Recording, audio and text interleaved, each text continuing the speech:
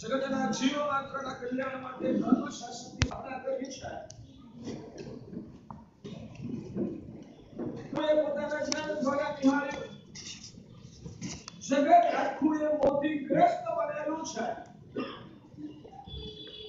અને એ બધા રોગમાંથી જીવાત્મા જો મુક્ત બને તો જ આ સંસારની વિવિધ પ્રકારની પીડાઓમાંથી જીવાત્મા છે છુટકારો પામી શકે અને એ જગતના જીવોના મોહના રોગના નિવારણ માટે પ્રભુએ ધર્મ માર્ગ છે જગતને બતાવ્યો છે. શાસ્ત્રકાર ભગવાન તો ફરમાવે છે અસલી ધર્મનું લક્ષણ શું? ભગવાન કહે છે જે ધર્મ મોહના રોગને ખતમ કરનારો હોય એ ધર્મ અસલી ધર્મ કહેવાય છે અને જે ધર્મ આરાધવા છતાં પણ મોહના રોગને ખતમ કરી શકતો નથી એવા પ્રકારના જીવો એવા પ્રકારના ધર્મને ભગવાને નકલી ધર્મ કીધેલો છે. આ અસલી ધર્મનું સ્વરૂપ શું એ જ્ઞાની ભગવંતોએ શાસ્ત્રોમાં બતાવ્યું છે. એના સત્વારે 1444 ગ્રંથના રચયિતા આચાર્ય ભગવાન હરિભદ્ર શ્રીજી મહારાજ પણ આ ગ્રંથનો પ્રારંભ કરતા સ્વયં પ્રતિજ્ઞા કરે છે કે હું આ ગ્રંથની અંદર ધર્મ યોગનું વર્ણન કરવાનો છું. એટલે કે જે ધર્મ મોહનો ક્ષય કરી દે આત્મ શુદ્ધિનો હેતુ બને શાસ્ત્રકારો લખે છે એ ધર્મનું તાત્વિક લક્ષણ છે. પંચસૂત્ર ગ્રંથમાં ગ્રંથકાર ભગવાન લખે છે મોહ તિમિરંસુ માલી રાગ દોષ વિષ પરમ બંધો દેવ સયલ કલ્યાણમ કંબો વન વિહાવસુ સાહકો સિદ્ધ ભાવસ્સ કેવલી અન્નતો ધમ્મો જાવત જીવમ મે ભગવાન શરણમ. આ પંક્તિઓની અંદર ધર્મનો મહિમા છે. પંચસૂત્રકાર ભગવાને ગાયેલો છે મોહ તિમિરંસુ માલી. જે રીતે ચારે બાજુ અંધકાર વ્યાપેલો હોય અને સૂર્ય આવતાની સાથે અંધકારનો નાશ થયા વગર રહેતો હોય. જે રીતે ચારે બાજુ અંધકાર વ્યાપ્યો હોય અને સૂર્ય આવતાની સાથે અંધકારનો નાશ થયા વગર રહેતો નથી એ રીતે જ્ઞાની ભગવંતો જળેશરાગ ફરમાવે છે જે વ્યક્તિના અંતરમાં ધર્મનો પ્રાદુર્ભાવ થાય ધર્મરૂપી સૂર્ય છે જ્યારે ઉદય થાય ત્યારે એ આત્માની અંદરમાં છવાયેલા દર્શન મોહના અને ચારિત્ર મોહના જે અંધકાર છે એ ખતમ થયા વગર રહેતા નથી. બહાર સૂર્ય ઉગ્યો કે નહીં અહીંયા અંદર બેઠેલા આપણને ખબર કેવી રીતે બહાર સૂર્ય ઉગ્યો કે નહીં? આજે સવારથી ઉગ્યો ત્યારથી માંડીને અત્યારે 9:30 વાગ્યા સુધી હજુ હું કદાચ આ ઉપાસની બહાર નીકળ્યો નથી બારીમાં જઈને ક્યાંય બહાર ઉગ્યું કર્યું નથી અને છતાં પણ સૂર્ય ઉગ્યો છે એવું હું ખાતરીપૂર્વક કેવી રીતે કહી શકું? અંધકારનો નાશ થયો માટે માની લેવાનું કે સૂર્ય બહાર ઉગ્યો છે. જો સૂર્ય ઉગ્યો જ ન હોય ને તો અંધકારનો નાશ અને પ્રકાશનો ફેલાવો થાય જ નહીં. એવી રીતે ભગવાન કહે છે જ્યારે અંદરમાં ધર્મનો સૂર્ય પ્રગટ થઈ શકે નહીં તમારે તમારી જાત માટે પ્રયાસ કરવાનો. ધર્મ કરવો એ અલગ વાત છે પણ મારા અંતરમાં ધર્મ પ્રગટ્યો છે કે નહીં એની પારસીસી શું કેવી રીતે ખબર પડે? સદગુરુ મળે અને કોઈ કહેવાના નહીં ભગવાન આપણને કહેવાને ખાતરીથી કહે કે હું તને કહું છું કે તને ધર્મ પ્રગટી ગયો છે અલગ વાત. એવા કોઈ જ્ઞાની ગુરુએ આજે આપણને ઉપલબ્ધ નથી એ વખતે આપણને ધર્મ પ્રગટ્યો છે કે નહીં કેવી રીતે ખબર પડે? ભગવાન કહે છે અંદરમાંથી મોહના અંધકારનો ઉલ્લેખ જાતા હોય સમ્યક જ્ઞાનનો અને આત્મશુદ્ધિનો પ્રકાશ જો અંદરમાં અનુભવાતો હોય તો સમજવાનું ધર્મ ઉગ્યો છે અને મોહનું જોર ચાલીમ અંદરમાં છવાયેલું હોય તો સમજવાનું કે ધર્મ થોડું ઓછું કરો પણ અંદરથી ધર્મ પ્રગટ્યો. યાદ રાખજો કરેલો ધર્મ મોક્ષ અપાવી શકતો નથી. બોલું ફરીને કરેલો ધર્મ આચરેલો ધર્મ એ મોક્ષ અપાવી શકતો નથી. અંદરમાં પ્રગટેલો જે ધર્મ છે તે જ જીવને મોક્ષ અપાવી શકે. બોલું ફરીને ફરી એકવાર બોલું કરેલો ધર્મ આચરેલો ધર્મ એ જીવને મોક્ષ અપાવી શકતો નથી. અંદરમાં પ્રગટેલો જે ધર્મ છે તે જીવને મોક્ષ અપાવી શકે. તો સાહેબ અંદર ધર્મ પ્રગટાવવાની મહેનત કરીએ બહાર ધર્મના આચરણની કોઈ જરૂર ખરી? જ્ઞાની ભગવાન છે કે આચરણ કરવાથી જ અંદરમાં પ્રગટે છે. બાકી ધર્મનું આચરણ કરવું એ અંદરમાં ધર્મને પ્રગટ કરવા માટેની ચાવી છે. લખી રાખો, કરી રાખો. બહારથી જે ધર્મનું આચરણ કરવું એ અંદરમાં ધર્મને પ્રગટ કરવા માટેની ચાવી છે. આ પણ ચાવીનો ઉપયોગ કરવા છતાંય જો એ ઉપયોગ કરતા આવડે તો જ તાળું ખુલે. ચાવીનો ઉપયોગ કરવા છતાં પણ અંદર સાચું કહેજો, ચાવી ફેરવવાથી તાળું ખુલે કે અંદરનું જે કહેવાય ને આવરણ જે છે તાળાની અંદર એ હટી જાય ત્યારે તાળું ખુલે. આવરણ હટી જાય છે. આમ ચાવી ફેરવ્યા કરો પણ અંદરમાં જે કહેવાય ને આવરણ આવેલું છે, તાળું વાસ્યા પછી જે ભાગ એની પર આડસ તરીકે આવી છે એ તો ખુલે જ નહીં. તો ચાવી ફેરવવા છતાં તાળું ખુલે કે ના ખુલે? તો તાળું ખોલવા માટે અંદરનું આવરણ હટવું એ જરૂરી છે કે ચાવી ફેરવવી જરૂરી છે? આવરણ હટવું. અંદરનું આવરણ હટવું એ જરૂરી કે ચાવી ફેરવવી એ જરૂરી? આવરણ હટવું. અચ્છા, અંદરનું આવરણ હટવાથી તાળું ખુલતું છે તો બહારથી ચાવી ફેરવવાની કોઈ જરૂર ખરી? બહારથી ચાવી ફેરવવો એ જરૂરી છે પણ બહારથી ચાવી ફેરવવા માત્રથી તાળું ખુલી જ જાય એવો એકાંત નથી. એ ચાવી બરાબર જગ્યાએ લાગે તો જ તાળું ખુલે.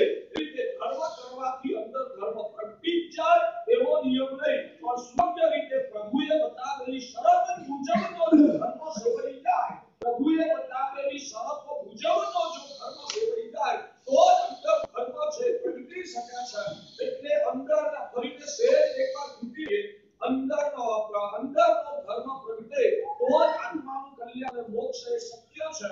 બહારનો ધર્મ કરવો જરૂરી ચોક્કસ છે. જો અંદરમાં ધર્મને પ્રગટ કરવો હોય તો બહારનો ધર્મ કરવો જરૂરી છે. જો અંદરમાં ધર્મને પ્રગટ કરવો હોય તો પણ બહારનો ધર્મ કરે એનો અંદરનો ધર્મ પ્રગટી જ જાય આવો કોઈ જ દેખાતો નથી. સમ્યક સમજણ સાથે દેવગુરુ પ્રત્યેના અહોભાવ આત્મશુદ્ધિના અભિલાષથી જે ધર્મ મોહને ખતમ કરવાના લક્ષ્ય સાથે સેવાય છે એવા જ કરેલા ધર્મથી અંદરનો ધર્મ પ્રગટ થાય છે. બાકી સંસાર પ્રત્યે ઘણા દૂર રહીને મોહ માયાને પોષવાના લક્ષ્ય સાથે અંતર્મુખ બનીના માત્ર બહારની દુનિયામાં જ કહેવાને મનથી ભટકતા રહીએ અને કયાથી ધર્મ સેવા કરીએ તો આવા સેવેલા ધર્મથી અંદરનો ધર્મ પ્રગટ થઈ શકતો નથી.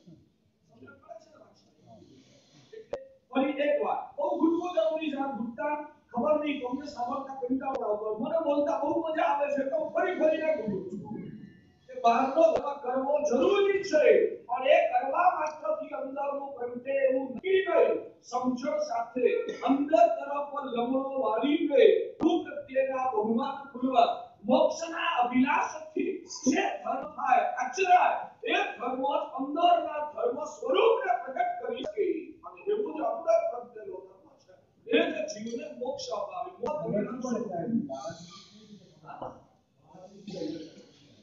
હું તમને પૂછું બહુ સરસ મારા શિષ્ય તો કહેવાય એટલી બધી કહેવાય લાગે 5 વર્ષનો ભારતમાં સમજી શકે ને એટલી મજાની સાર મારા શિષ્ય છે. હવે દામ ઘટ્યો છે એની મારા શિષ્ય થર્મોમીટર અને કદાચ થર્મોમીટર પણ ન હોય તો શરીરને હળવાથી પણ જાતે જ ખબર ના પડે. યાદ રાખજો કોઈ પણ તાવનો દર્દી મને 4 ડિગ્રી ધબધકતો તાવ હોય હવે 4 ડિગ્રીમાંથી 1 ડિગ્રી થાય હું મારા હાથને અડું તો મને ખબર જ ના જાતે કેવી રીતે ખબર પડે? શરીર ઓછું ગરમ દેખાય અંદરથી ફિલિંગ ચાલુ થાય. અંદર માણસના સ્ફૂર્તિનો તાજગીનો અનુભવ થાય. અંદરથી એની બેચેની છે તૂટી જાય. અંદરથી એને થોડી ઘણી સ્ફૂર્તિ અનુભવાય ને એટલે પોતે કહેવાય કહી છે મને તાવ નબળો ઘટ્યો હોય ને એવું લાગે છે. બરાબર ને? ભગવાન કહે વિષયોની આસ્તે ઘટી જાય. કસાયોનું જોર છે નબળું પડતું જાય. વારે વારે પછાને બહારના ભોગો ખેંચાતું હોય ને અટકી જાય અથવા આસક્તિ છે પહેલા જીવની એને કરતા નબળી પડી જાય. એટલે ભગવાન કહે છે કે સમજવાનું કે મોહનું જોર ઘટ્યું છે. આપણે દાવ પડી વધે આવ થોડું ઘટે થોડું પાછો વધે થોડું ઘટે. હવે વધતો હોય ત્યારે વધવા ન દેવો હોય તો શું કરવું પડે? દાવ વધતો હોય અને એ દાવને વધવા ન દેવો હોય તો શું કરવું પડે? ઉપાય કરવો સાહેબ. ઉપાય કરવો એક બાજુ દવા લેતા રહો અને બીજી બાજુ ખૂબ વ્યસન એને ટાળતા.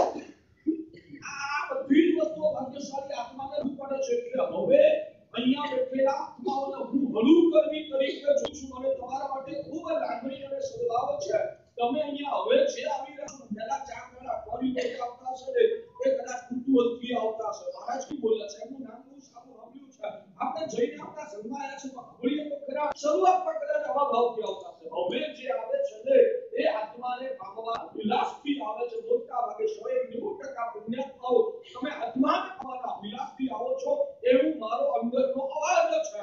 અને એ લાગણી હવે કદાચ કહેવાય ને આ વિધાનો કરી રહ્યો છો એટલે બહુ જ અંદરથી જાગ રસા સાથે જો ભાવસાગર કરવો છે, જો આત્માને કર્મના જોરથી મુક્ત બનાવવો છે, આત્મ શુદ્ધિ કરવી છે, આ જન્મને સફળ બનાવવો છે ને આ પ્રવચનોની અંદર કેટલીક વાતો છે એટલી બધી ક્રિયા આવતી હોય છે કે જો જીવનમાં સ્પર્શી જાય ને તો હું ચેલેન્જથી કહું છું કે તમારું કલ્યાણ થયા વગર કરે એવી એક વાત અત્યારે હવે આપી રહ્યો છું કે કાલ અધવાર ન દેવો હોય તો શું કરવું પડે. બે વસ્તુઓનું ધ્યાન રાખવું પડે. એક ડોક્ટરે આપેલી દવા એનું નિયમિત વિધિપૂર્વક સેવન કરવું પડે એક વાર. ખોરાકની કાળજી રાખવી પડે છે. અને બીજું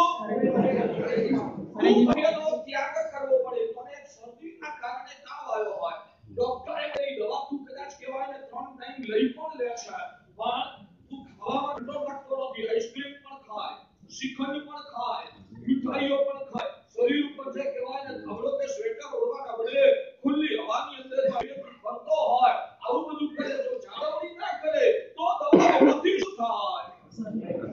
એ દવા એની જેટલી અસર થાય ને એના કરતા 10 ગણું કુપથ્યનું જોર છે એટલે શરદી અને તાવ છે ઉડી જાય. બરાબર છે. ભગવાન કે છે આપણને બધાને મોહનો તાવ લાગુ પડેલો છે. મોહનો તાવ લાગુ પડેલો છે. અમારા ગુરુદેવ આચાર્ય ભદ્રંગ સુરીશ્વરજી મહારાજા કહેતા કે જ્યારે માણસને સાપનું ઝેર છે, સાપનું ઝેર જ્યારે ચડે છે ને ત્યારે એ ઝેર ઉતારવા માટે માણસ ગારુડીની પાસે જાય. ગારુડી છે મંત્રોચ્ચાર કરીને ઝેરને ઉતારે. ઉતારતા વચ્ચે કેટલું ઝેર ઉતર્યું છે એની ખાતરી કરવા માટે ગારુડી છે એક પ્રયોગ કરે. શું પ્રયોગ કરે ખબર છે? એનો લીમડો ખવડાવે. કડવો લીમડો. અને એ કડવા લીમડાના હોશે ચાલી જાય તો સમજે કે હજુ ઝેર ઉતર્યું. ખ્યાલ આવે છે? જે વ્યક્તિને સાપનું ઝેર ચડેલું હોય ને એ કડવો લીમડો પણ મીઠો લાગે. જે વ્યક્તિને સાપનું ઝેર ચડ્યું હોય એ વ્યક્તિને કડવો લીમડો પણ મીઠો લાગે અને એને મીઠાઈ આપો તો કડવી લાગે. જેને સાપનું ઝેર ચડ્યું હોય એને કડવો લીમડો પણ મીઠો લાગે. હકીકત છે. અને એને મીઠાઈ આપો ને તો એ મીઠાઈ પણ કડવી લાગે. ભગવાન કહે છે મોહ એ સાપ છે અને સાપનું ઝેર એટલે કે મોહનું ઝેર જે આત્માને ચડેલું હોય ને એને કડવો એવો પણ સંસાર મીઠો લાગે અને મીઠી એવી પણ ધર્મની આરાધના કડવી લાગે. તો સમજવાનું કે મોહનું ઝેર ચડેલું છે. હું તમને પૂછું ધર્મ તમને કડવો લાગે કે મીઠો લાગે? તમને પૂછું છું ધર્મ કડવો લાગે કે મીઠો લાગે? કરવો અલગ વાત છે. ધર્મ કરવો તે અલગ વાત છે. તમને અંદર કડવો લાગે કે મીઠો લાગે? કોણ બોલે છે મોટેથી? તમને કડવો લાગે કે મીઠો લાગે? કડવો લાગે કે મીઠો?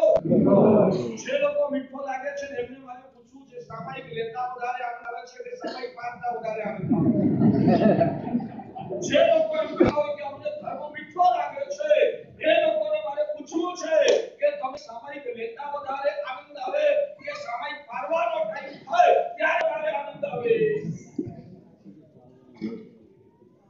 આજનું બચકાન લેવાનું હોય સવારથી આંબે કર્યું હોય એ દિવસે વધારે આનંદ હોય કે બીજા દિવસે સવારે હવે અવકાશનું બચકાન આવવાની તૈયારી છે અને મરણાનો ટાઈમ થાય ત્યારે વધારે આનંદ આવે? હવે ઉમ્મીદ છે ને તમને બધાને બહુ ઓળખી ગયો છો. તમે કોને કે સાહેબ અમને ધર્મ મીઠો લાગે એટલે હું જલ્દી તમારી વાત જાણવા ફસાઈ ન જાઉં કારણ કે મને ખબર છે મોટી બોલો છો મીઠો લાગે હકીકતમાં સંસાર જ મીઠો લાગે છે. ધર્મ કરો છો થોડું મોહનું ઝેર ઓછું થયું છે. મોહનું જોર એની તીવ્રતા ચોક્કસ ઘટી છે એટલે સમય કરવા આવવાનું ગમે છે. કદાચ ગુરુ મહારાજની પ્રેરણાઓ અમારે આચરવાનું મન પણ થાય છે. થોડું ઝેર ઘટ્યું છે પણ હજુ જેટલું ઘટ્યું છે એના કરતા એના અસ્તિત્વનું જોર છે વધારે છે એટલે ધર્મ કરીએ ખરા પણ ધર્મ કરતી વખતે જેટલો આનંદ થાય એના કરતા ધર્મ ઉછળવામાં વધારે આવે. સંવત્સરીનું પ્રતિક્રમણ શરૂ કરો ત્યારની માનસિક કેવી હોય અને આમ જ્યારે બધું પ્રતિક્રમણ પૂરું થાય સમય વચન તો બોલાય વખતની દશા કેવી હોય? ધર્મ ક્રિયા નીતિ આવે પણ ગુણાત્મક ધર્મ નથી. મીઠો લાગે છે. ગુણાત્મકની ચર્ચા કોની કરો? ગુણાત્મક ધર્મ મીઠો ક્યાં લાગે? આ ક્રિયાત્મક ધર્મની ચર્ચા કરું છું કે સામાયિકની ક્રિયા કરવી ગમે કે સામાયિકની ક્રિયા છોડવી ગમે.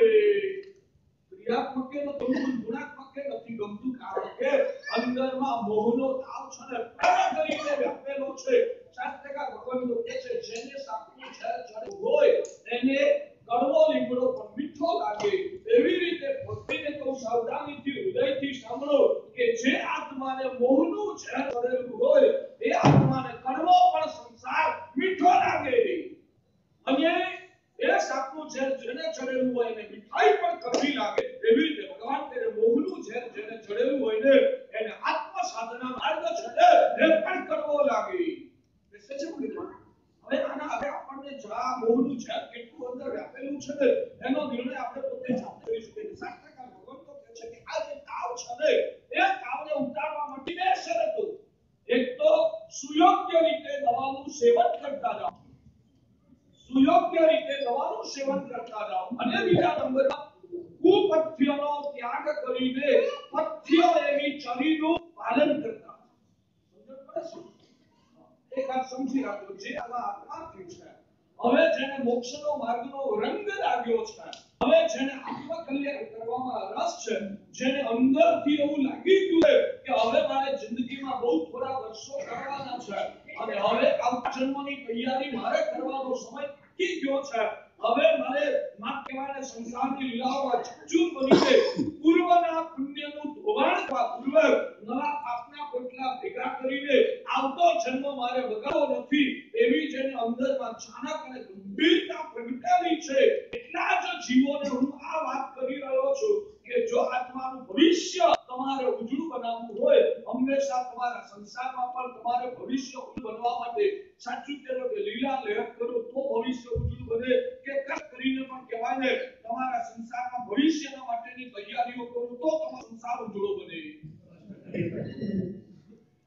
યુવાનીની ઉંમર છે, નોકરી કે ધંધો કરવાનો પિરિયડ છે અને એ પિરિયડની અંદર મોજ મજા જલસા કરે, આળસ કરે, પ્રવાસ કરે તો ભવિષ્ય ઉજળું બને. તે કદાચ કશે પાડવો પડે કહેવાય એના માટે જર્ની કરવી પડે, મુસાફરીઓ કરવી પડે, મજૂરી કરવી પડે, ટેન્શન ઉઠાવવા પડે, બધું કરીને પણ ધંધો જમાવો, રાત્રે ઉજાગરો કરવો પડતો કરો, પણ આ ઉંમરમાં ધંધો જમાઈશું ને તો ભવિષ્ય ઉજળું છે. મહેનત કરે, સંસારની વ્યવહારની વાત છે, નિશ્ચયની વાત તો આપણે રવિવાર શિબિરમાં કરશું, કર્મથી થાય કે પછી વાત. હું પ્રેક્ટિકલ વ્યવહારની વાત કરું છું કે વ્યવહારની દુનિયામાં યુવાનીની અંદર મહેનત કરીને કષ્ટો કરો તો ભવિષ્ય ઉજળું બને. યુવાનીની અંદર બસ મોજ મજા જલસા ને લીલા લેર કરો તો ભવિષ્ય ઉજળું બને. મારે કહેવું છે કે માનવ જન્મ અને ભગવાન અરિહંતનું શાસન એ તમારા માટે યૌવનનો કાળ છે. માનવ જન્મ અને ભગવાન અરિહંતના શાસનની પ્રાપ્તિ સાથેનો જે પવિત્ર મળેલો આ સમય છે ને એ આપણા આત્મિક દ્રષ્ટિએ, આપણા આત્માના માટે, અંતરંગ દ્રષ્ટિએ આપણા માટે યૌવનનો કાળ, યુવાનીનો પિરિયડ અત્યારે આપણા માટે ચાલી રહ્યો છે. તમને ખબર છે જ્યાં સુધી આ મનુષ્ય જન્મ નતો મળ્યો, દેવ દિવ્યોચ અને નારી અવસ્થાઓમાં આપણે પીડાતા હતા, એ વખતે આપણો આત્મા માટેનો બાલ્યકાળ ચાલશે. જ્યાં સુધી જીન શાસન નહોતું મળ્યું એવા અનાર્યના ભવો છે ને એ આપણે આત્મા માટેનો બાલ્યકાળ હતો. બાલ્યકાળની અંદર કદાચ તમે છે ને ધૂળની રમતો રમ્યા કરો તો પોસાય, કદાચ ચાલે. બાલ્યકાળની અંદર કદાચ તમે ધૂળમાં રમવા માટે વેડફી નાખો ને કદાચ ચાલે. યુવાની આવ્યા પછી હવે ધૂળમાં રમવું ને સાચું કે તમારો નાનકડો બાળક છે 8 વર્ષનો હોય, આમ 5 વર્ષનો 8 વર્ષનો તમારો બાળક ધૂળની અંદર રમતો હોય એ જોઈને મા-બાપ તરીકે સાચું કે તમને શું થાય? 5 કે 8 વર્ષની ઉંમરનું તમારું બાળકને પૂછું છું, તમને આ બધા અનુભવ હોય ને આમાં કોઈ શાસ્ત્રની વાત નથી. 5 કે 8 વર્ષ પરનું બાળક આમ ધૂળની અંદર કહેવાય મજાક કરતું હોય અને તમે ઘરના ઓટલે બેઠા એ દ્રશ્ય નિહાળો, તમારું બાળક આનંદ કિલ્લોલ કરતું હોય ધૂળની અંદર, એ દ્રશ્ય જોઈને તમને શું થાય પૂછું છું? આનંદ આવે? અચ્છા, એ બાળક જ્યારે 8 વર્ષમાંથી 20 વર્ષનું થયું હોય અને એ જ રીતે ધૂળની અંદર રમતું હોય, ઓટલે બેઠા તમે જોયા કરો કે 22 વર્ષનો થયો અને હજુ એ ધૂળની અંદર કાદવમાં ક્યાં કરે છે તો એ જોઈને તમને શું થાય? શું થાય? અરે પણ ક્રિયા એની જ છે. દીકરો પણ તમારો એનો એની ધૂળમાં રમવાની ક્રિયા પણ એની ગઈકાલે 8 વર્ષનો હતો ત્યારે જોઈને જે ક્રિયા જોઈને રાજી થતા હતા એ જ ક્રિયા જોઈને આજે તમારું મન છે એ વખતે બાળક હતું ત્યારે ઠીક હતું, હવે યુવાન થયો, યુવાન થયા પછી પણ આવી ચેષ્ટા કરે, પણ ચેષ્ટા કરે તેમાં વાંધો શું છે? ધૂળમાં રમવાની મજા આવતી હોય તો ના રમે. સાહેબ બાળક હોય ને ત્યાં સુધી રમે, ઠીક છે, જોઈને અમને પણ આનંદ લાગે, બાળક કેવો આનંદથી રમે છે. હવે રમવાનો નહીં, ભવિષ્ય માટે મહેનત કરવાનો એનો પીરિયડ આવ્યો છે, અને આ અવસરની અંદર આ ધૂળમાં રમે ને તો એ ધૂળની રમત એ બાલ્યકાળમાં જે કહેવાય ને સંસારને માત્ર કદાચ હતી, એ ધૂળની રમત હવે એના માટે કહેવાય ને દુઃખદાયી, એના ભવિષ્યને અનર્થ કરનારી અને એની શોભાને ઘટાડનારી બને. બરાબર છે? આ કે ના? તમારે એ જ કહેવું છે, પાંચે ઇન્દ્રિયના વિષયો એને ભગવાન કહે છે કે આ ધૂળની રમત છે. તમને કહું છું પાંચે ઇન્દ્રિયના વિષયો ભોગ સુખની લીલાઓ છે ને એ મારા કરુણાસાગર પરમાણુ ફરમાવે છે કે પાંચે ઇન્દ્રિયના ભોગ સુખની લીલા એ ધૂળની રમત છે. અને જ્યાં સુધી તું તિર્યક નારકના ભવોમાં કે અનાદિના ભવોમાં ભટકતો રહે ત્યાં સુધી તારી બાળ અવસ્થા હતી, ત્યાં સુધી તું જે કરે ઠીક છે, સમ્ય ચલાવી જવાય તેવું હતું. પણ હવે તું 22 વર્ષનો થયો, યુવાન થયો, કારણ કે તને ગુરુ મળ્યું, ભગવાન હરિહંતનું શાસન મળ્યું, દેવ અને ગુરુ મળ્યા. આટલી ઊંચી ભૂમિકા ઉપર આવ્યા પછી એ જ અનાદિની ખૂબ ચાલમાં અટવાઈ જઈને તું એ જ સુખની ધૂળની ક્રીડાઓમાં રમ્યા કરે ને તો જ્ઞાનીઓ લખા છે કે મા બાપ જેવા દેવ દુષ્ટની આંતરિક કરે એને અંદરમાંથી આંસુ પડે, અંદરથી પીડા, આટલા ઊંચા આવ્યો, હવે આ રીતે કહેવાને બસ જન્મારો ખોઈ નાખશે. જન્માંતરમાં એની વિચારની દશા શું છે? 22 વર્ષે પણ ધૂળમાં રમે, એ જ્યારે મોટો થશે, પરણાવા જેવો થશે, એને કહેવાને ઘરનો ભાર એના માથે આવશે, એ વખતે એનું શું થશે? એ જોઈને મા બાપ કહેતા એવી રીતે બાપ તરીકે હૃદયથી કહું છું કે તમારી જ્યારે ભોગની લીલાઓ અમે જોઈએ છીએ ને ઇન્દ્રિયના વિષયોમાં તમને તાકેલા જોઈએ, આત્મા ભાન ચૂકીને મોહ માયામાં ચકચૂર બનેલા જ્યારે તમને જોઈએ ને ત્યારે અમારું અંદરથી રડે છે. હવે અત્યારે સાધના નહીં કરે તો હવે આજની સાધના ક્યારે કરશે? આ ધૂળની ક્રીડામાં રમવાનો અવસર નથી. હવે યુવાન થયા, હવે આત્મા કલ્યાણ સાધવાનું છે, અને એ માટે જે આત્મા જાગૃત બને છે એને સમજદાર કહી શકાય. એટલે હવે જો આવું આત્માથી કોનું જાગ્યું હોય ચોક્કસ તમને કહું કે અનાદિકાળની વાસનાઓના કારણે તમને ભોગ સુખ ભોગવવા ઓછા પડે, સ્વાભાવિક છે, કોઈ પણ કબૂલ કરું છું. અને એ વખતે મન પર કહેવાય કાબુ મેળવી દે. હવે તારે 22 વર્ષનો ધૂળમાં ઓછા પડે છે પડતી અને જૂના સંસ્કાર છે કરવામાં મજા પડી જાય. હવે તારે મગજ ઉપર કાબુ થઈ જાય, હવે તારે વેપાર ધંધામાં ધ્યાન આપવું જ જોઈએ. એવી રીતે મારે કહેવું છે કે તમને કદાચ ભોગ સુખમાં મજા પડતી પણ હોય ને તો હવે મગજને કંટ્રોલમાં લઈ લો. પ્રભુના સત્વારે તારે આત્માના ભવિષ્યની ચિંતા કરવા દ્વારા તારે તારા આત્મ સંયમની અંદર રહેવો જોઈએ અને સમજણ કેળવીને હવે સાધનાની અંદર તારા મનને જોડી દે. હવે તારા આત્માનું ભવિષ્ય ઉજ્જવળ બનાવવા માટે તારા આત્માની સ્થિતિ મજબૂત બનતી જાય, તારા આત્માના દોષો છે એનું જોર ઘટતું જાય અને આત્મશુદ્ધિ પુણ્યનો વિકાસ થતો જાય, આરાધનામાં બનતો જાય ને એ હવે માટે જરૂરી છે. અને 22 વર્ષે નહીં તો હવે પછી ક્યારે? આ ભગવાન આ અવસ્થામાં ધર્મ મળ્યા પછી પણ હવે આત્મ સાધના નહીં તો હવે પછી ક્યારે?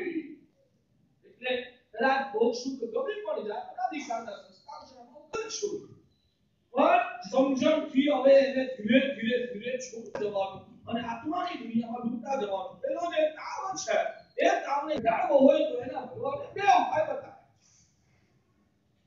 એક દવા લેવાની અને બીજું છે ચરી પાળવાની. દવા લેવાની અને ચરી પાળવાની. ચરી પાળવી એટલે કે કુપથ્યનો ત્યાગ કરવો, એ ચરી પાળી કહેવાય દેશી ભાષા. આપણી ભારત દેશની આર્ય દેશની દેશી ભાષામાં ચરી પાળવી એનો મતલબ એ છે કે કુપથ્યનો ત્યાગ. ભગવાન કહે છે તમે ભગવાનની પૂજા કરો એ દવા લીધી કહેવાય. તમે સદગુરુને વંદન કરો એ દવા લીધી કહેવાય. તમે એકાક્ષર વ્યાસને અપીલ કરો ને ધર્મ કરો એ દવા લીધી કહેવાય. નવકાર મંત્રને જાપ કરો એ દવા લીધી કહેવાય. એક બાજુ દવા લેવાની અને બીજી બાજુ કુપથ્યનો ત્યાગ. કુપથ્યનો ત્યાગ એટલે શું?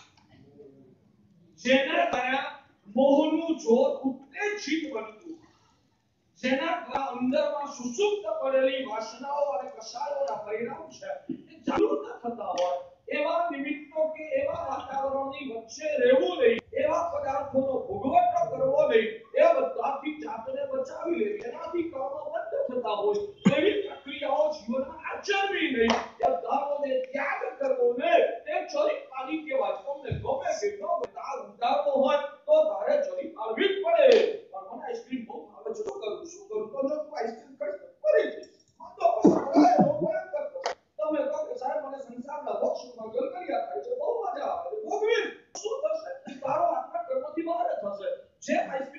સજા મળે તો રોગની વેદના તારે વધારે લાંબા સમય સુધી સહન કરવી જ પડે. રોગની આઈસ્ક્રીમ જાતું મળે તો તારે રોગની સજા લંબાઈ જાય. એ રોગ વધારે કહેવાય ઘેરો થતો જાય અને ક્યારેક તને મોતના મુખમાં પણ ધકેલી દે પૂરી શક્યતા છે. એટલે તારે આઈસ્ક્રીમની મજા જોઈતી હોય તો મોત અને વેદનાઓની સજા વેઠવાની તારે તૈયારી રાખવી પડે. બરાબર છે? આ વાત કરે તારે સુખમાં આઈસ્ક્રીમ જોઈતા હોય તો તારે આ આવનારા ભવિષ્યમાં જે કહેવાય પવિત્ર દુર્ગતિઓ અને આ સંસારની જે રખડપટ્ટી છે એની સજા વેઠવાની તૈયારી રાખવી પડે. અને નાનો માણસ હોય સમજદાર હોય તો એને આઈસ્ક્રીમ ગમે તે આવે છે હમણાં નહીં અત્યારે આ આઈસ્ક્રીમ મારા માટે રોગજનક છે. રોગ ઉત્પન્ન કરનારો ન ખવાય. તો એવી જ રીતે આ મોહના ભોગના વિલાસો છે એ મારા આત્માને કર્મથી ભારે કરનારા છે. માટે મારે આ ભગવાન આવું સમજણના ઘરમાં આવીને જાતે પોતાની જાતને કેળવવી પડે. ફરીને કહું આ ચોમાસું તમે ખૂબ જ ધર્મ કરી લો. તમે સમય પ્રતિક્રમણ કરો. મારી નાની અંદર કહેવાય 5 કરોડ નવકાર મંત્રના છાપ થઈ ગયા. તમે બધા સામાયિક ન કરનારા સામાયિક કરતા થઈ જાઓ. અંબેલ ન કરનારા અંબેલ કરતા થઈ જાઓ. બિયાસ ન કરનારા રોજ બિયાસના કરતા થઈ જાઓ. માત્ર તમને ધર્મ કરતા જોઈને રાજી થઈ જાઓ. એમાંનો હું વ્યક્તિ નથી. ફરીને કહું તમને ધર્મ કરાવો છે કારણ કે ધર્મ કરાવવો એ આત્માની અંદર પ્રવેશવાનો રસ્તો છે તે જરૂરી છે. પણ તમે ખૂબ ધર્મ કરી લો. તમને ધર્મ કરાવવા માટે આ ચોમાસામાં હું અહીં આવ્યો નથી. ધર્મ યથાશક્તિ કરો. પણ મારો ગોલ એ છે કે તમારી અંતરંગ ધારો પરિવર્તન થવું જોઈએ. તમારી વૃત્તિઓમાંથી બહુ છે નીચો આવતું જાય. પરિણામની શુદ્ધિ થાય અને તમારો આત્મા છે અંદરમાં સ્થિર થતો જાય. બહારની લાલસાઓ વાસનાઓ અને ચંચળતાઓ છે ઘટી જાય. તમે અંદરથી થોડા ખરતા જાવ ને આ મારો ગોલ છે અને એમાં સફળતા મળે. તમારો મોહનો ભાવ વાળો પડે. ભલે પછી ધર્મ કેટલો કર્યો તો હિસાબે મારે જોઈતો નથી. પણ તમારા મોહનો ભાવ ઘટતો જાય અને હકીકત તમને આધ્યાત્મિક રીતે સ્વસ્થ બનેલા જોવું ને એટલે મને સંતોષ છે. મારી અહીંયા આગળ 4 મહિનાની મહેનત છે પડી. બરાબર છે? એટલે મોહ દિવ્ય અંશુ માલી ભગવાનનો જે ધર્મ છે એ મોહના અંધકારને દૂર કરવા માટે સૂર્ય સમાન છે. સૂર્ય એટલે જેમ અંધકાર દૂર થયા વગર ના રહે એવી રીતે ભગવાનનો ધર્મ જ્યારે અંદર આવે એ વખતે જીવના મોહનો અંધકાર છે ઘટ્યા વગર ના રહે. મોહનો અંધકાર હવે ધર્મ કરો છો ખૂબ સરસ. પેલા ભાગ્યશાળીએ પૂછ્યું કે ધર્મ અંધકારો છે કે નહીં. એની પારસી શું મોહનું છે ઘટતું જાય વિષય અને કસાયો પાંડો શાંત પડતા જાય તો સમજવાનું કે ધર્મ અંદર ઘટ્યો છે અને વિષય અને કસાયના તોફાનો શાંત ના થતા હોય તો સમજવાનું ધર્મ કરું છું ખરો પણ હજુ ધર્મ અંદર ઘટ્યો નથી. ભગવાનને ધર્મ પ્રગટે તેમાં છે. ધર્મ કરવા માત્રમાં રસ નથી. અનંત કાળથી ચુકાર કરવા છતાં જ્ઞાનીઓએ લખ્યું અનંતી વાર દીક્ષા જીવન સ્વીકાર્યું. અનંતી વાર આપણે સારી વિરતી વાર પાડ્યું તો પણ આપણે આત્માનું ઠેકાણું કેમ ના પડ્યું. ભગવાન કહે છે કે ધર્મ કર્યો ઘણો પણ અંદરમાં ધર્મ પ્રગટ્યો નતો ને માટે તું સંસારમાં ખોટતો રહ્યો. હવે તારો ભોગ બનાવી દે. ધર્મ કરતા કરતા કરેલા ધર્મના ફળ સ્વરૂપે મારે અંદરમાં ધર્મને પ્રગટ કરવો છે. આ લક્ષ્ય બનાવી તો ભગવાન કહે છે કે તારું કહેવાય ને ગાડી છે મોક્ષના રસ્તે ચડી જશે. મોહ દિવ્ય અંશુ માલી રાગ દોષ વિષ પરમ અલગ અલગ ઉપમાઓ છે. એક જ વસ્તુને સમજવા માટે જીવની વિવિધ ભૂમિકાઓને ધ્યાનમાં રાખી અને બીજો દ્રષ્ટાંત આપ્યું. રાગ દોષ વિષ પરમ બંધુ. રાગ અને દ્વેષના જે ઝેર છે એને ઉતારવા માટે ગાવડિક મંત્ર સમાન છે. એ સૂર્યની ઉપમા આપી. અહીંયા ગાવડિક મંત્રની ઉપમા આપી. આ ગાવડિક મંત્ર છે ને બે જણા આવીને મંત્ર ભણે. પેલો ગાવડિક છે ને એ પણ ભણે અને તમે પણ એનો એ જ મંત્ર ભણો. ગાવડિક છે ને ઝેર ઉતારી દે તમે ન ઉતારી શકો. કારણ શું? એને સિદ્ધ કરેલું છે. એને સિદ્ધ કરેલું છે. આપણે મંત્રને સિદ્ધ કરેલો નથી. એટલે ભગવાન કહે છે કે સિદ્ધ કરેલો એટલે કે અસલી. આપણી ભૂમિકામાં સિદ્ધ થઈ ગયો એટલે અસલી. એવું તે મોહના ઝેર ઉતારવાની તાકાત હોય તે અસલી કહેવાય અને જેમાં મોહના ઝેર ઉતારવાની તાકાત હોય નકલી કહેવાય. ભગવાન કહે છે કે તારો આ ધર્મ અસલી છે કે નહીં એની પારસી શું? તો જે ગાવડિક મંત્ર ભણે અને સાચું છે ઉતરતું જાય એવા ધર્મ કરે અને તારા આત્માના રાગ દ્વેષ છે ઉતરતું જાય તો સમજવાનું કે તારો ધર્મ છે. રાગ દ્વેષ વિશે પરમ મંત્રો એવું સ્વયં કલ્યાણ લૌકિક અને લોકોત્તર તમામ પ્રકારના કલ્યાણો જેના દ્વારા ખેંચાઈ આવે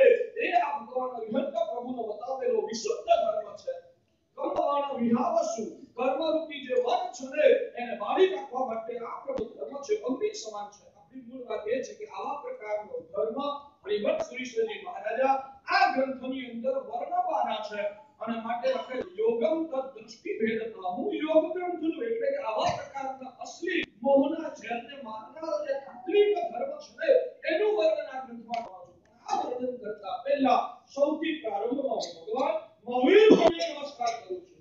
તો આ વીર ભગવાનને નમસ્કાર કરું છું એટલા માટે કે મારા સુધી આ ધર્મ યોગ જે પહોંચ્યો છે એનો મૂળ સ્ત્રોત કોણ છે?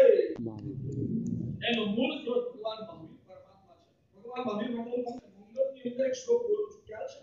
જય સુયાણમ અભવો તીર્થયરાણમ અક્ષિમો જય. આપણે મંગળમાં રોજ આ શ્લોકનો સ્વાધ્યાય કે છે પ્રભુનું સ્મરણ કરીએ છીએ. જય સુયાણમ અભવો. આ જગતની અંદર ભગવાન છે ને શ્રુતનું ઉદ્ભવ સ્થાન છે. કયા શ્રુતનું? જે સંસ્કૃત અને પ્રાકૃત ભણ્યા છે ને અહીંયા બેઠેલા સંસ્કૃત પ્રાકૃત પંડિતજી જેવા બીજા જે પણ છે ને એમને ખબર છે. જય સુયસ્સ ભવો આવું ન લખતા જય સુયાણમ ભવો આવું અહીંયા લખ્યું છે. ફરી એક વાર બોલો.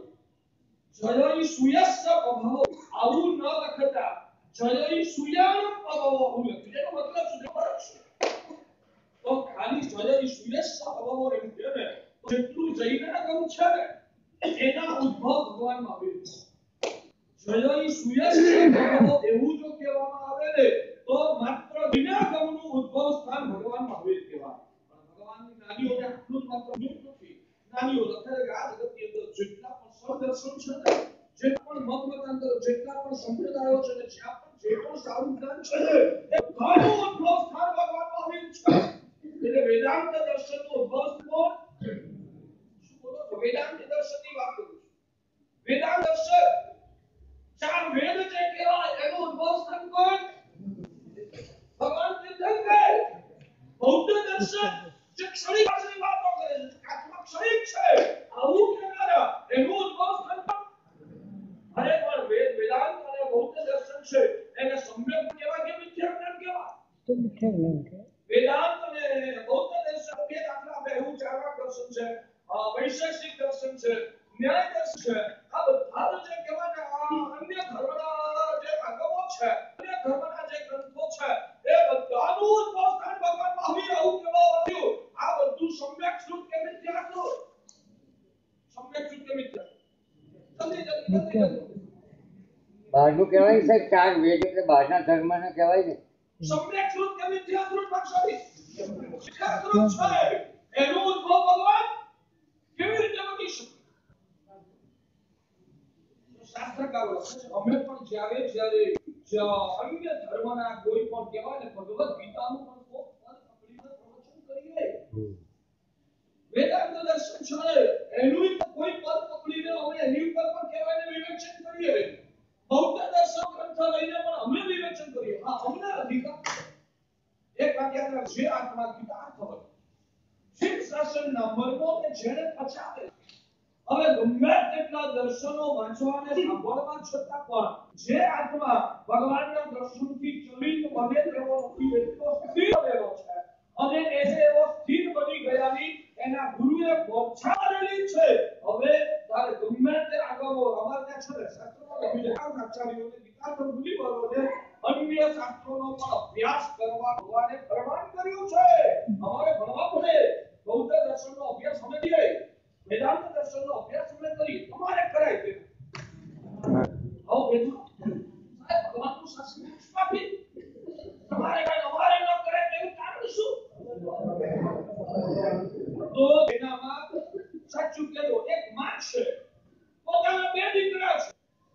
એક દીકરાને મગનું પાણી આપે છે, એક દીકરાને મગનું પાણી આપે છે, બીજા દીકરાને દૂધ પાક પીવડાવે, માવો ખવડાવે ને ગુંદર પાક ખવડાવે છે. આ માં કેવી કહેવાય? સારી. અરે એક દીકરાને માવો દૂધ ગુંદર પાક આવું બધું ખવડાવે અને બીજા દીકરાને મગનું પાણી આપે. મગનું પાણી બધાથી નહીં બેટા, નહીં તારે મગનું પાણી સિવાય આખા દાડામાં કશું નહીં લેવાનું. જેટલી વાર લેવું એટલી વાર મગનું પાણી સિવાય તારે કશું જ નહીં મળે. આ માં પક્ષપાતી છે. આ માં બાવાની છે. એક ચોખ્ખો નજર સામે આવો ભેદભાવ દેખાય તમે બોલી ના પાડવા વાળા તમે કોણ? વિરોધાભાસ છે ને બે વસ્તુમાં. એ માને બે દીકરા વાલા જ છે, એટલા વાલા એક સરખા. અને કદાચ આગળ વધીને કોઈ ક્યારેક એવું બની શકે જેને બે પાક ખવડાવે છે એ બાળક જેટલો વાલો છે ને એના કરતા બગડું પાણી પીવડાવે છે એ બાળક વધારે વાલો હોઈ શકે.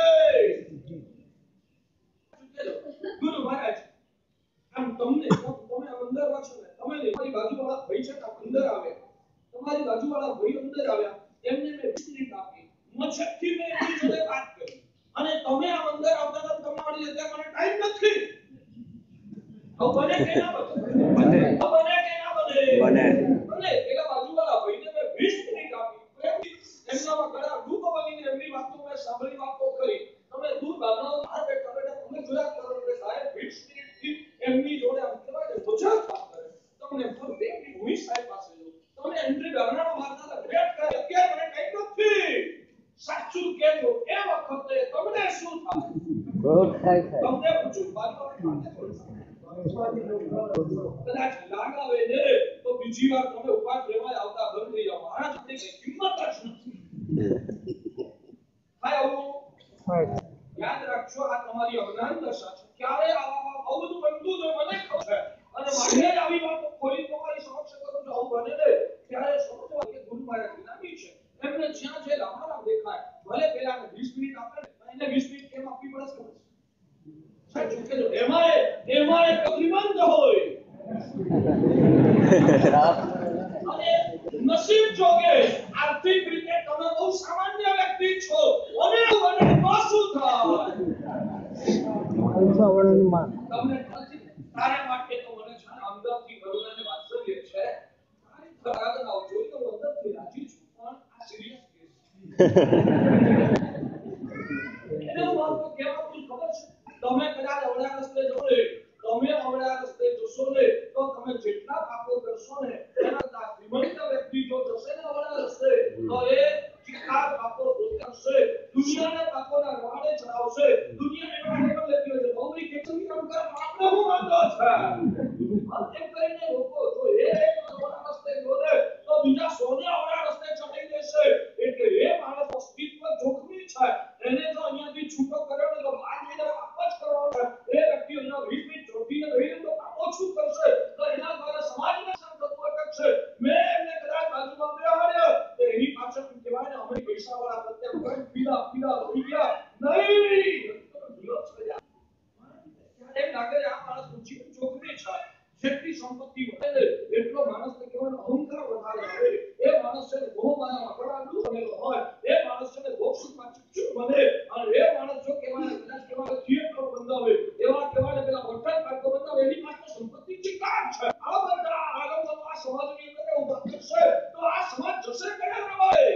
આ માણસને બચાવો એટલે તમને બચાવવા કરતા વધારે જરૂરી છે. એટલે અમને કાયમ બહુ પ્રેમ ઉભરાઈ ગયો, પૈસા ઘણા લાગી ગયા નહીં, પણ એક સિરિયસ છે, જોખમી છે, સમાજના માટે હાનિકારક છે.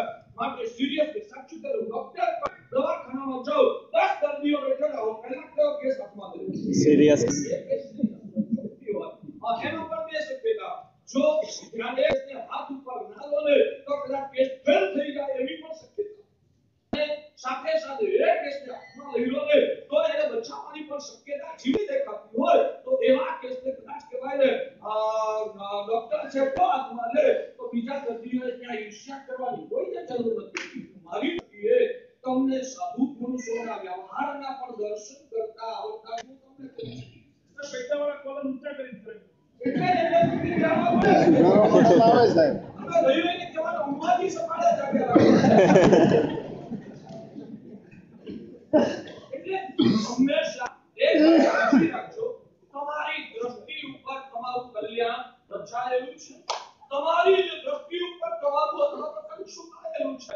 બહારની ઘટના શું છે ને એ જેટલું મહત્વનું છે એના કરતા એ ઘટના પ્રત્યે તમારો અભિગમ, તમારો દ્રષ્ટિકોણ કેવો છે ને એ વધારે અગત્યનું છે. માટે તમને કહું કે માનો હકીકતમાં મેં આવા શ્રીમંત વ્યક્તિ દ્વારા મોહ માયાને પોષવા માટે જોને પણ કહેવાય એ મારી પાસે લાખ 2 લાખ સબ્જી નાખે આવી જ વાસનાથી કદાચ હું એમને મારી જોડે દાદા તરીકે બેસું, પણ તમે જો આવી દ્રષ્ટિથી જુઓ કે આ બધા રોગીઓ છે ને શાસનને સમાજ દિશા ન કરે ને માટે ગુરુ મહારાજ એને પોતાની જોડે બેસાડે. સાચું કે આવો વિચારો તમને શું રિઝલ્ટ મળે? તો તમને અરે મેં કદાચ મોહથી બેસાડ્યા છે, એકની સંતાઈમાં સમજાઈ જોઈને મેં બેસાડ્યા પણ તમે વિચારો કે નહીં ગુરુદેવ તો આ પગલું ભરી ગયા છે સમાજના માટે આ વ્યક્તિનું અસ્તિત્વનું જોખમી માટે ગુરુદેવ છે ચેક કરતા હોય બરાબર છે તમે આવું વિચાર હકીકતમાં મોહથી બેસાડ્યા સમજાઈ જોઈને બેસાડ્યા તમે એમ વિચારો કે ગુરુ મહારાજ સારા ભલામણ કરે છે તો તમને ફાયદો મળે કે નુકસાન મળે? તમારા આત્માને એકલે કલ્યાણ અને એ જગ્યાએ હકીકતમાં મેં એનાને તમારા સમાજના કલ્યાણ માટે વ્યક્તિને ખૂણામાં લઈને બેહાડીને એક પાછળ ટાઈમ આપતો હોઉં અને તમે વિચારો મારે ભક્તો પાગલ બન્યા છે તો તમારું શું થાય? એટલે એનો મતલબ થયો મહારાજ કયા ભાવથી કેવો વ્યવહાર કરે છે તમારા કરવામાં જેટલું અગત્યનું છે એના કરતા એ ઘટના પ્રત્યે તમારો દૃષ્ટિકોણ કેવો છે એ તમારા માટે વધારે અગત્યનું છે. અમારા ત્યાં ભગવાન કહે છે સમ્યક દ્રષ્ટિનો અર્થ શું? સમ્યક દ્રષ્ટિનો અર્થ શું? નહીં જે દ્રષ્ટિ તમારું હિત કરે એવી દ્રષ્ટિ એનું નામ સમ્યક. જે દ્રષ્ટિ તમારું હિત કરે એવી દ્રષ્ટિ એનું નામ સમ્યક દ્રષ્ટિ અને જે દ્રષ્ટિ તમારા આત્માનું અહિત કરે તેનું નામ મિથ્યા. ઘટના કેવી છે, સામેની વ્યક્તિ કેવી છે, સંજોગો કેવા છે, પરિસ્થિતિ કેવી છે, આ બધાને મહત્વ આપવાના બદલે એ બધાની વચ્ચે તમારી દ્રષ્ટિ કેવી છે એને વધારે પ્રાધાન્ય આપીને તમારી દ્રષ્ટિને સુધારવા તરફ તમારું ધ્યાન છે કેન્દ્રિત કરશો તો તમારો આત્મા વધશે અને તમારી દ્રષ્ટિ જો પેલી છે તો તમારો આત્મા ડૂબશે. મહારાજ કેવા છે હું કદાચ છે ને માનો કે નબળું ચારિત્ર પાળવા વાળો વ્યક્તિ છું કદાચ હું નબળું ચારિત્ર પાળવા વાળો વ્યક્તિ છું અને તમે તો મને નજીક ઓળખતા નથી તમે ધન્યવાદ છે એમ કરીને અહોભાવથી તમે માથું ઝુકાવો છો. અહોભાવથી ઈચ્છાની ઈચ્છા વિડિયો તમે સ્વભાવ રાખી કરો છો. હું હકીકત કહું કે તમે મને ખરેખર જાણતા નથી. હું અંદરથી મેલો છું. તમે મારા અંદરની સ્થિતિને જાણતા નથી. તમે તમારો બાહ્ય જોઈને શ્રદ્ધા અને બહુમાનથી તમે મને તમારા ઈશ્વરના ભૂખ્ય કર્યા. ધન્યવાદ આવા કલિકાળના સાધુ પુરુષોથી આ ભગવાનનું શાસન જયવંત છે. આવા મનોના પુણ્યના કૃત્યવાના આ જગત આજે પણ સુખથી જીવી રહ્યું છે. આ મહાત્મા કૃપા છે. આવા ભાવથી બહુમાન પૂર્વક તમે મને દર્શન કરો તમને શું મળે? તમને શું મળે? તમારું નિયમા કલ્યાણ અને હું કદાચ શુદ્ધ ચારિત્ર તમે મનમાં શંકા કુશંકા કરો મહારાજ ખરેખર આ તો કલિકાળ છે કોઈનું દોષો ન કહેવાય કોણ કેવા હશે કઈ ન કહી શકીએ આપણે બાકી બધું સારું દેખાતું બધું અંદરનું બધું નથી એટલે આપણે બહુ કહેવાનું ખર્ચાતા નથી આપણે અંજાતા નથી બાકી આપણે કહેવાનું જૈનપુરમાં જન્ના છે વંદન કરી લે આપણે બહુ નજીક જતા નથી આ કાગડા ઉદ્દેશ કાળા હોય વિશંકા છે ખરેખર સારું ચાલી રહ્યું પણ તમે આવી દ્રષ્ટિથી જુઓ તો તમારું શું થાય?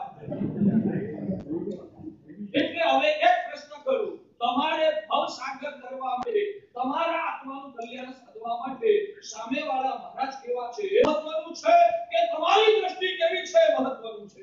દ્રષ્ટિ મહત્વની. એટલે આજના કાળમાં ઘણા બધા જીવો છે ને બહારની પરિસ્થિતિઓમાં આવી ગયા. આમ છે અમારા વહીવટદારો આવા છે આ મારી સાથે બેસીને કરીઓ જોવાવાળા પદ્ધતિ આવા કામ મેસ છે આવું ચાલે છે આ બધું જોશો તો તમે મરી જશો. બહાર જે હોય તે મારે ભક્ષ આપો છો મારી દ્રષ્ટિને મારે લેવો બતાવે છે આ કામમાં ઘણું સારું આવા વિષયમાં આવું સારી પ્રમાણે ધન્યવાદ આવા કામમાં આ લોકો માત્ર કહેવાને હોટલ ક્લિયર કરવા જવાનું બદલે આશ્રયની અંદર જોઈને બેસે છે 23 કલાક એર કન્ડિશનમાં રહેવા વાળા આટલી ગરમીને પાણી વચ્ચે આ બિલ્ડિંગ વચ્ચે પણ આ લોકો કલાક ખરેખર એમને આત્માની કેવી ભૂખ છે તમે આ જુઓને તો તમારા આત્માનું કામ એટલે મારી આજે રિક્વેસ્ટ છે બહાર જેની વાતાવરણમાં અને જેના સંપર્કમાં આવો છો ને એ બધા કેવા છે એ જોશો તો ડૂબી જશો. એ બધા કેવા છે એની પંચાયતમાં પડવાના બદલે મારે અંદરથી મારી દ્રષ્ટિ કેવી છે મારી વૃત્તિઓ કેવી છે મારે વૃત્તિઓને સુધારવી કયો અભિગમ અપનાવવો પડે તમારે એ કરે તું તારી દ્રષ્ટિને સુધારે લે તો તું તારી દ્રષ્ટિને સુધારે શાસ્ત્રકાર ભગવાન કોઈ સ્પષ્ટ શબ્દોમાં ના પાડી છે કે જૈનોને તો નહીં જ સામાયિક પ્રતિક્રમણ કરનારાઓને તો નહીં પણ જૈન સંપ્રદાયના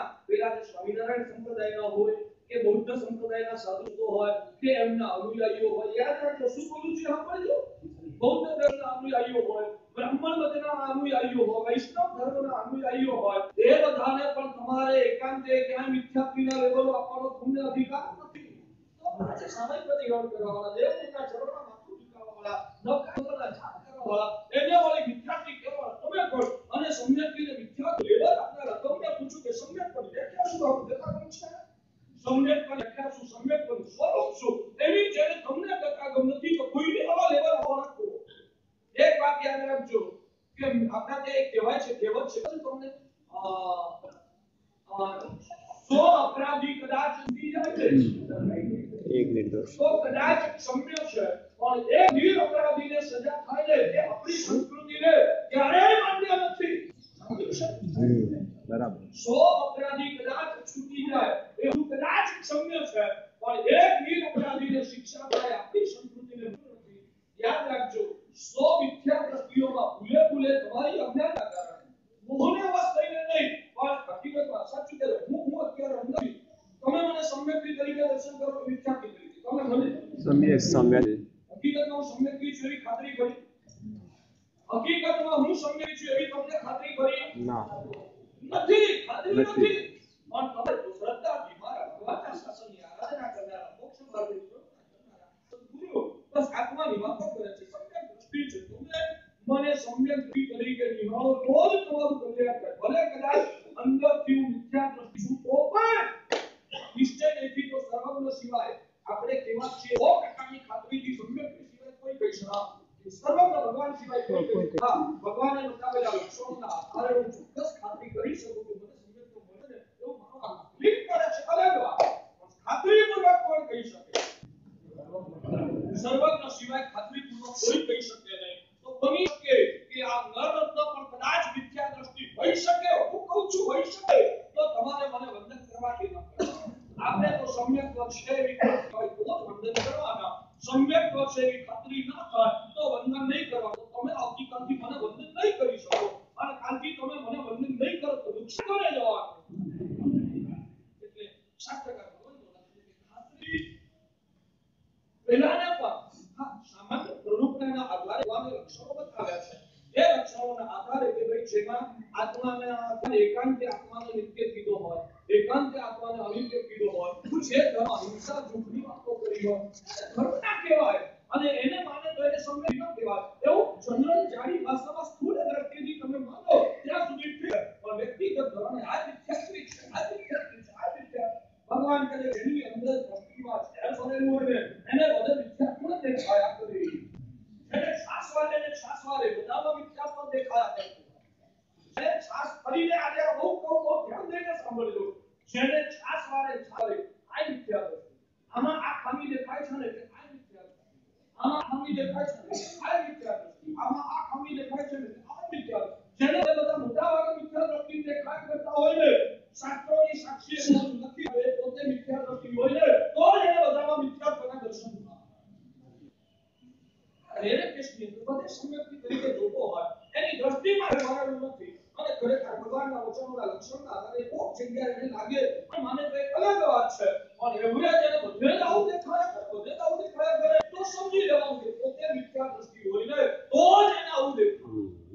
સમ્યક દ્રષ્ટિ આત્માને બધે પ્રેમ લાગે, સમ્યક દ્રષ્ટિ આત્માને બધે લાગણી લાગે, સમ્યક દ્રષ્ટિ આત્માને બધે છે ભગવાનના શાસ્ત્રની વિનંતી થાય એમાં જ આવું ન કહું.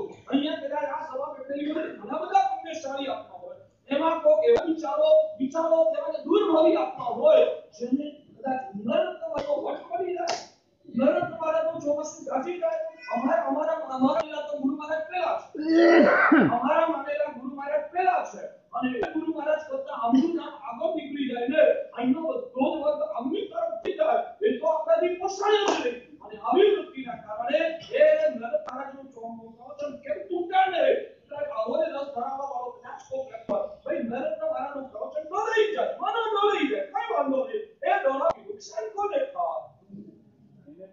એ દોડાવાથી એને તો પછી આખો સંઘ છે એનું નુકસાન. અહીંયા છે રસથી આત્મા તત્વની વાતો સાંભળવા, આ બધું સાંભળતા જેની ધારા મુસ્કાતી જતી હોય, આ બધું સાંભળતા કોક તમારા અંદરમાં જેમ કહેવાય મિથ્યાત્વના પર્વ ટૂંકું થઈ ગયા હોય અને કાચ નથી ને એક વચન સ્પર્શી જાય